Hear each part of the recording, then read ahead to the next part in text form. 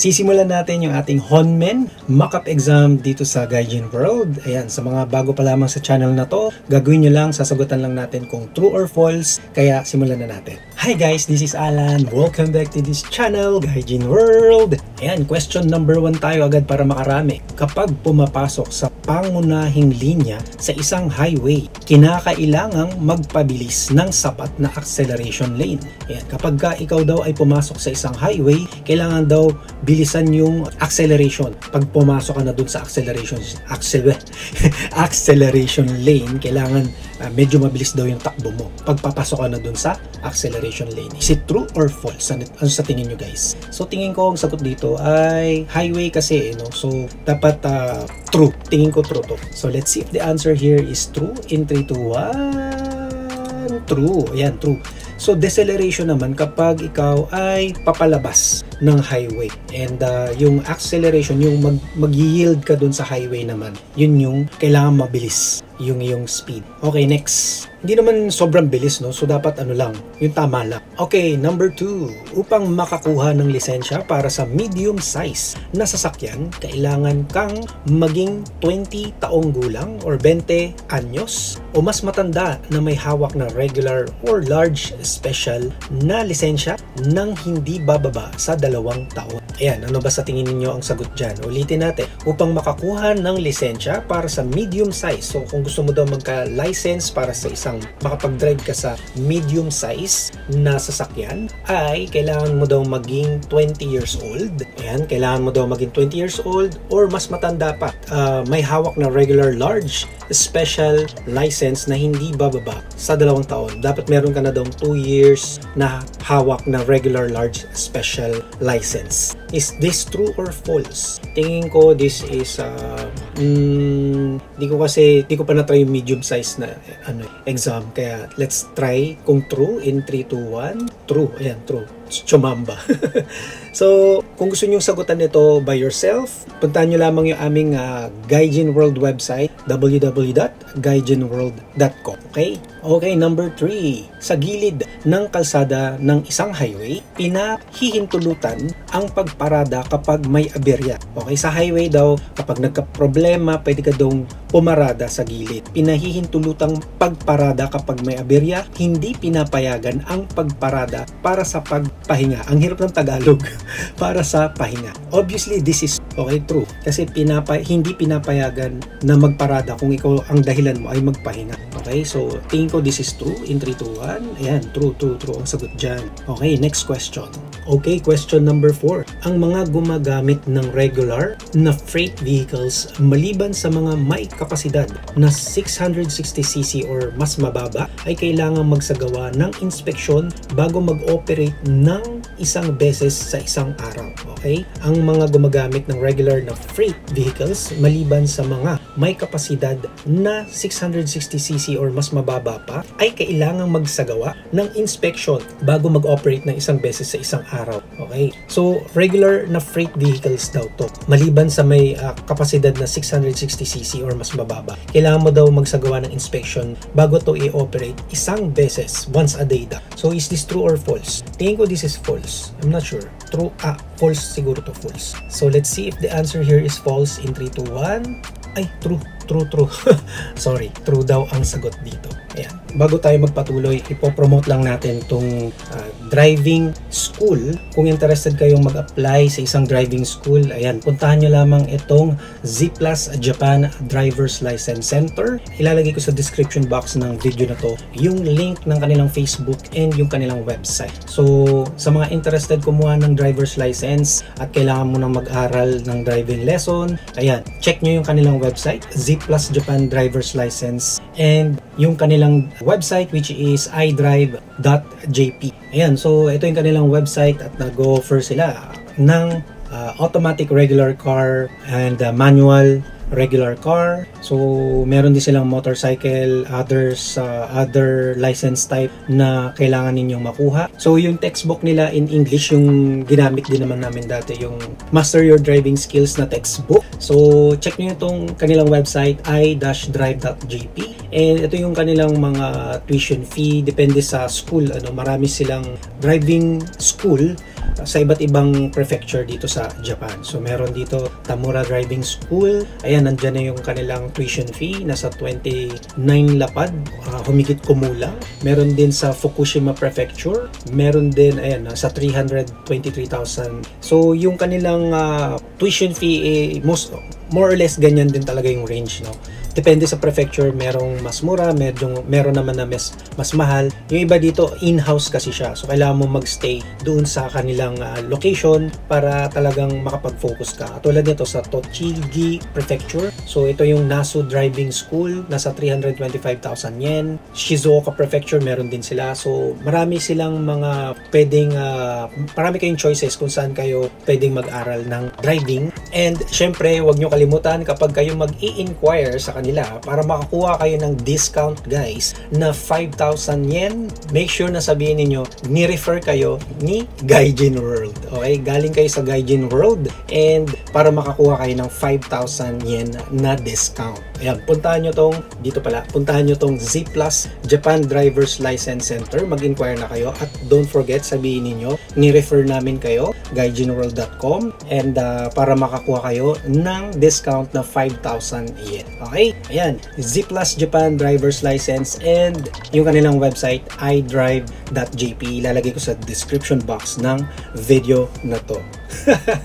Ayan, so let's go back. Okay, question number 5. Ang legal na limitasyon ng bilis para sa mga moped ay 50 km bawat oras, maliban kung tinukoy ng mga karatula or marka. Ang legal na limitasyon, yung legal limit daw ng speed sa mga moped ay 50 km per hour, maliban kung tinukoy ng mga karatula or marka. Ang ibig sabihin niyan, 50 km daw yung pinaka maximum speed na legal para sa isang moped. Is this true or false? So tingin ko ang sagot dito ay false, kasi tingin ko ay nasa 30 ata. So let's see if the answer here is false. In 3, 2, 1. Yan, false nga siya kasi ang legal na pinakamataas na bilis para sa mga moped ay nasa 30 kilometers bawat oras. So, next question tayo. Number 6, kapag hindi makita ang daan ng maliwanag dahil sa hamog, magmaneho ng mabagal gamit ang mga tail light ng sasakyan sa harap bilang gabay. Kapag medyo foggy daw ang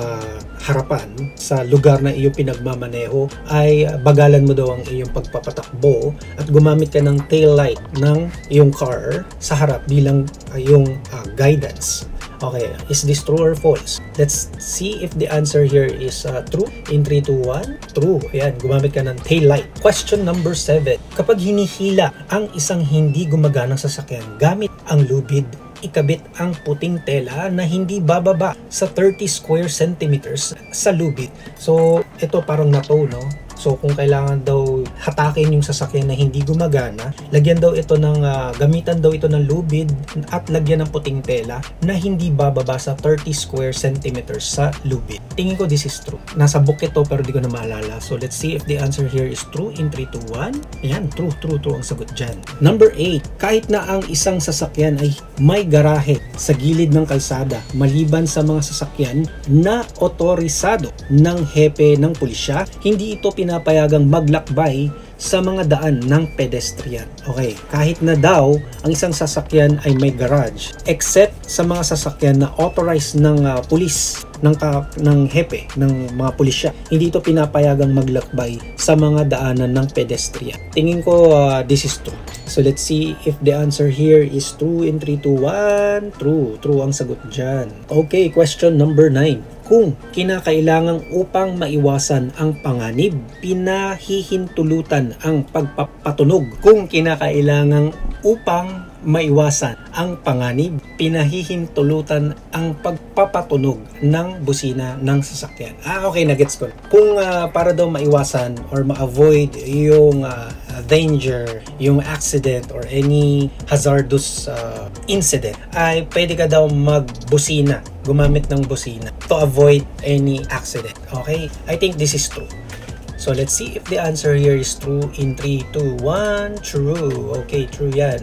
Okay, number 10. Pinapayagan ang pag-overtake maliban sa mga kurbada o sulok ng kalsada. Pinapayagan ang pag-overtake malapit sa mga kurbada o sulok ng kalsada. Tingin ko bawal to. Kasi syempre hindi mo naman makikita yung kasalubong mo kung nandun ka sa curve na lane, diba? So bawal yan. So this is false kasi pinapayagan eh. So let's see if the answer here is false. In 3, 2, 1. Yan, false ang sagot dyan. Okay, number 11. Ang mga lane na prioridad sa bus tulad ng para sa mga ruta ng bus ay maaaring lamang gamitin ng mga ruta ng bus. So yung mga priority lane daw ng bus, gaya ng mga ruta ng bus, parang inulit ko lang, ay maaaring lamang gamitin ito ng mga buses. Ayan. So yung daanan daw na bus lane, para lang daw yan sa mga bus. So ano sa tingin nyo? Is this true or false? Tingin ko this is false. So, kahit priority sila, ibig sabihin, pero pwede pa rin naman silang gamitin kung wala naman sila dun, yung mga buses na.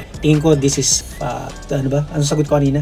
Tingin ko this is false. Let's see if the answer here is false in 3, 2, 1. Yan, false ang sagot dyan. Kasi daw, ang mga kotse, moped at magaan na sasakyan ay pinapayagan din dumaan dito. Or pinapayagan din daw silang gamitin ito. Okay, number 12. Kapag dumadaan sa isang intersection kung saan walang traffic, control at mahina ang visibility sa magkabilang panig daw, dapat kang magpatuloy ng dahan-dahan. Kapag dumaan or dumaraan ka sa isang intersection na walang traffic control at mahina ang visibility sa magkabilang panig, dapat kang magpatuloy ng dahan-dahan. So ano sa tingin nyo guys? Is this true or false? Tingin ko ang sagot dito ay, so let's see if the answer here is true in 3, 2, 1. True. True yan. Okay, number 13. Kapag nagmamaneho ng 4 na gulong or meron kang 4-wheeled vehicle na sasakyan, ayusin ang posisyon ng upuan, pasulong,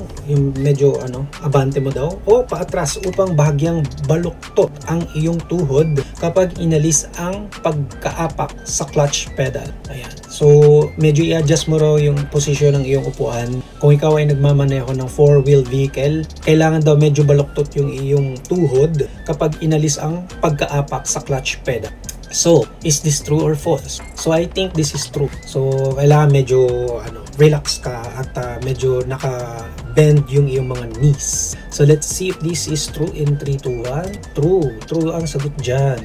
Okay, question number 14. Kung ang mga violation points ay umabot sa isang tiyak na pamantayan sa loob ng isang taon matapos makakuha ng regular na license, kailangan mong sumailalim sa pagsasanay para sa baguhang driver. Kung ang mga violation points ay umabot na daw sa isang tiyak na pamantayan sa loob ng isang taon, so nagkaroon ka na ng maraming violation, umabot ka na doon sa limit, na-reach mo na yung limit sa isang taon, para makakuha daw ng isang regular na license, kailangan mong sumailalim sa pagsasanay para sa baguhang driver. Kailangan mo raw uling mag-take ng exam. So, is this true or false? Hindi ako sure dito. So, tingin ko this is, sige na nga, true. Tingnan natin kung true ang sagot dito. In 3, 2, 1. Yan, true daw. True ang sagot dyan. Oh, kailangan talagang mag-exam uli, kailangan mo palang kumuha ng examination kapag nagkaroon ka na ng maraming violation. Okay, question number 15. Kung sumusunod sa sasakyan sa harapan at dumadaan sa isang tawiran ng tren, hindi mo na kinakailangang huminto ng buo. Kung sumusunod sa sasakyan sa harapan at dumadaan sa isang tawiran ng tren, hindi mo na daw kailangang huminto ng buo.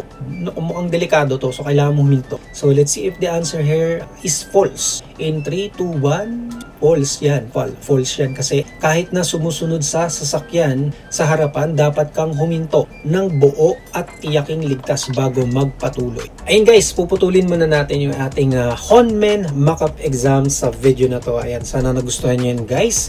Abangan nyo yung part 2 nito. Pagpapatuloy natin yan sa susunod na video. Like, share, and subscribe. Kung hindi ka pa nakasubscribe, mag-subscribe ka na at hit mo yung notification bell para lagi kang updated sa aming mga susunod pang i-upload ng mga videos at sa iba pa mga topics namin related sa pamumuhay namin dito sa Japan. Puntahan nyo aming YouTube homepage, i-click nyo yung playlist dahil marami kaming playlist dito na makakatulong sa inyong pamumuhay dito sa Japan. Thank you so much again for watching. This is Alan and I will see you on our next video. Huwag nyo kalimutan i-check yung mga videos na lalabas ngayon dito sa... Okay, abangan nyo yung next video. Okay, bye!